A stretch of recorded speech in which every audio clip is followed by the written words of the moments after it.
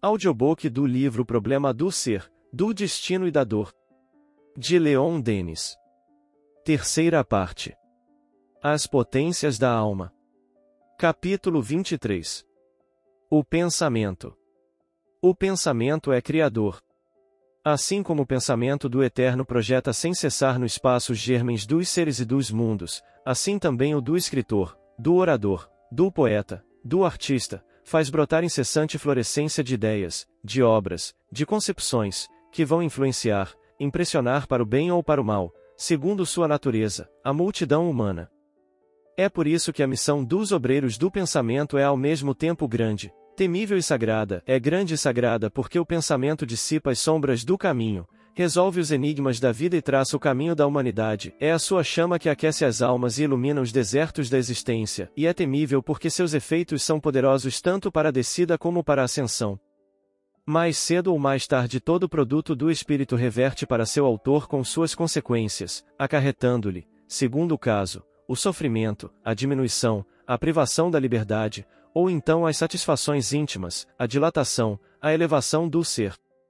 A vida atual é, como se sabe, um simples episódio de nossa longa história, um fragmento da grande cadeia que se desenrola para todos através da imensidade.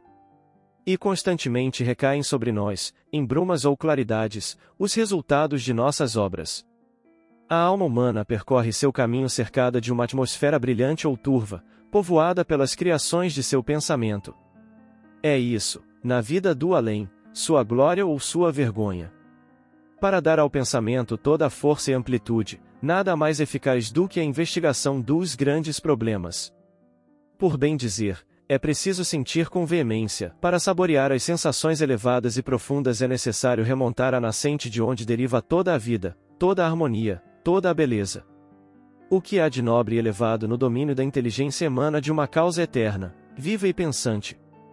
Quanto mais largo é o voo do pensamento para essa causa, tanto mais alto ele paira, tanto mais radiosas também são as claridades entrevistas, mais inebriantes as alegrias sentidas, mais poderosas as forças adquiridas, mais geniais as inspirações. Depois de cada voo, o pensamento torna a descer vivificado, esclarecido para o campo terrestre, a fim de prosseguir a tarefa pela qual continuará a desenvolver-se, porque é o trabalho que faz a inteligência, como é a inteligência que faz a beleza, o esplendor da obra acabada. Eleva teu olhar, ó pensador, ó poeta. Lança teu brado de apelo, de aspiração e prece.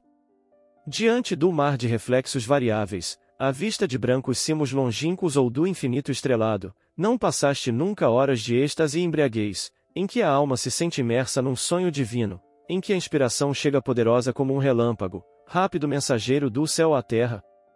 Escuta bem. Nunca ouviste, no fundo de teu ser, vibrarem as harmonias estranhas e confusas, os rumores do mundo invisível, vozes de sombra que te acalentam o pensamento e o preparam para as intuições supremas? Em todo poeta, artista ou escritor há germens de mediunidade inconsciente, incalculáveis, e que desejam desabrochar. Por eles o obreiro do pensamento entra com um manancial inexorável e recebe sua parte de revelação. Essa revelação de estética, apropriada à sua natureza, ao gênero de seu talento, tem ele por missão exprimir em obras que farão penetrar na alma das multidões uma vibração das forças divinas, uma radiação das verdades eternas. É na comunhão frequente e consciente com o mundo dos espíritos que os gênios do futuro hão de encontrar os elementos de suas obras. Desde hoje, a penetração dos segredos de sua dupla vida vem oferecer ao homem socorros e luzes que as religiões desfalecidas já lhe não podem proporcionar. Em todos os domínios, a ideia espírita vai fecundar o pensamento em atividade. A ciência dever-lhe-á a renovação completa de suas teorias e métodos, assim como a descoberta de forças incalculáveis e a conquista do universo oculto. A filosofia obterá um conhecimento mais extenso e preciso da personalidade humana. Esta, no transe e na exteriorização, é como uma cripta que se abre, cheia de coisas estranhas e onde está escondida a chave do mistério do ser. As religiões do futuro hão de encontrar no espiritismo as provas da sobrevivência e as regras da vida no além e, ao mesmo tempo, o princípio de uma união das duas humanidades, visível e invisível, em sua ascensão para o Pai comum.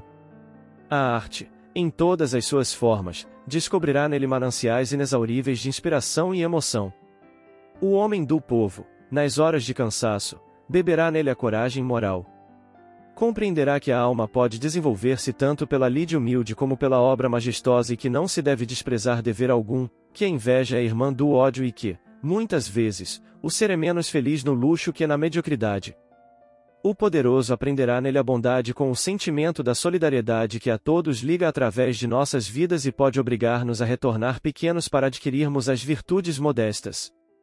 O cético achará nele a fé, o desanimado as esperanças duradouras e as resoluções viris. Todos os que sofrem encontrarão a ideia profunda de que uma lei de justiça preside a todas as coisas, de que não há, em nenhum domínio, efeito sem causa, parto sem dor, vitória sem combate, triunfo sem rudes esforços, mas que, acima de tudo, reina uma perfeita e majestosa sanção e que ninguém está abandonado por Deus, do qual é uma parcela. Assim, vagarosamente se operará a renovação da humanidade, tão nova ainda, tão ignorante de si mesma, mas cujos desejos se dirigem pouco a pouco para a compreensão de sua tarefa e de seu fim, ao mesmo tempo em que se alarga seu campo de exploração e a perspectiva de um futuro ilimitado. E, em breve, eis que ela avançará mais consciente de si mesma e de sua força, consciente de seu magnífico destino. A cada passo que transpõe, vendo e querendo mais, sentindo brilhar e avivar-se o foco que arde em si, vê também as trevas recuarem, fundirem-se, resolverem-se os sombrios enigmas do mundo e iluminar-se o caminho com um raio poderoso. Com as sombras, desvanecem-se pouco a pouco os preconceitos, os vãos terrores, as contradições aparentes do universo dissipam-se, faz-se harmonia nas almas e nas coisas. Então, a confiança e a alegria penetram-lhe e o homem sente desenvolver-se-lhe o pensamento e o coração. E de novo avança pelo caminho das idades para o termo de sua obra, mas esta não tem termo, porque de cada vez que a humanidade se eleva para um novo ideal, julga ter alcançado o ideal supremo, quando, na realidade, só atingiu a crença ou o sistema correspondente ao seu grau de evolução.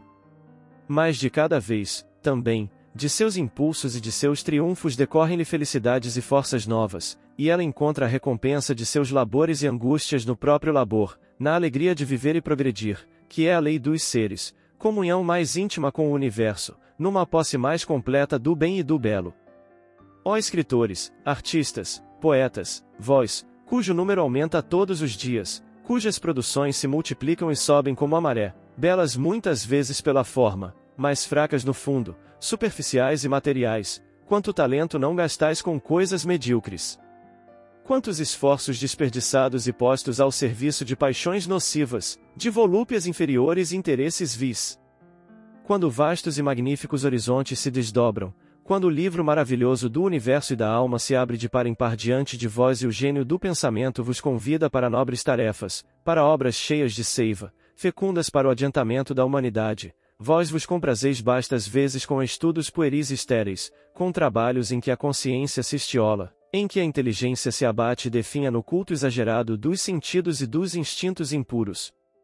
Quem de vós contará a epopeia da alma, lutando pela conquista de seus destinos no ciclo imenso das idades e dos mundos, suas dores e alegrias, suas quedas e levantamentos, a descida aos abismos da vida, o bater de asas para a luz, as imolações, os holocaustos que são um resgate, as missões redentoras, a participação cada vez maior das concepções divinas?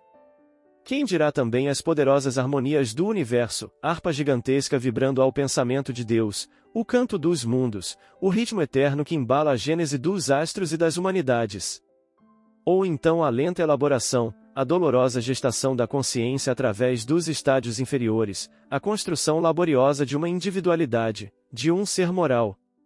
Quem dirá a conquista da vida, cada vez mais completa, mais ampla, mais serena, mais iluminada pelos raios do alto, a marcha, de cima em cima, em busca da felicidade, do poder e do puro amor? Quem cantará a obra do homem, lutador imortal, erguendo, através de suas dúvidas, dilaceramentos, angústias e lágrimas o edifício harmônico e sublime de sua personalidade pensante e consciente? Sempre para frente, para mais longe e para mais alto. Responderão, não sabemos. E perguntam, quem nos ensinará essas coisas? Quem? As vozes interiores e as vozes do além. Aprendei a abrir, a folhear, a ler o livro oculto em vós, o livro das metamorfoses do ser. Ele vos dirá o que fostes e o que sereis, ensinar-vos ao maior dos mistérios, a criação do eu pelo esforço constante, a ação soberana que, no pensamento silencioso, faz germinar a obra e, segundo vossas aptidões, vosso gênero de talento, far-vos a pintar as telas mais encantadoras, esculpir as mais ideais formas, compor as sinfonias mais harmoniosas, escrever as páginas mais brilhantes, realizar os mais belos poemas. Tudo está aí, em vós, em torno de vós. Tudo fala, tudo vibra, o visível e o invisível, tudo canta e celebra a glória de viver, a ebriedade de pensar, de criar, de associar-se à obra universal. Esplendores dos mares e do céu estrelado, majestade dos cimos, perfumes das florestas, melodias da terra e do espaço, vozes do invisível que falam no silêncio da noite, vozes da consciência, eco da voz divina, tudo é ensino e revelação para quem sabe ver, escutar, compreender, pensar, agir. Depois, acima de tudo, a visão suprema, a visão sem formas, o pensamento incriado, verdade total, harmonia final das essências e das leis que, desde o fundo de nosso ser até a estrela mais distante, liga tudo e todos em sua unidade resplandecente. É a cadeia de vida, que se eleva e desenrola no infinito, escada das potências espirituais que levam a Deus os apelos do homem pela oração e trazem ao homem as respostas de Deus pela inspiração. Agora, uma última pergunta. Por que é que, no meio do imenso labor e da abundante produção intelectual que caracterizam nossa época, se encontram tão poucas obras viris e concepções geniais? Por que deixamos de ver as coisas divinas com os olhos da alma? Por que deixamos de crer e amar? Remontemos, pois, às origens celestes e eternas, é o único remédio para nossa anemia moral. Dirijamos o pensamento para as coisas solenes e profundas. Ilumine-se e complete-se a ciência com as intuições da consciência e as faculdades superiores do espírito. O espiritualismo moderno a auxiliará.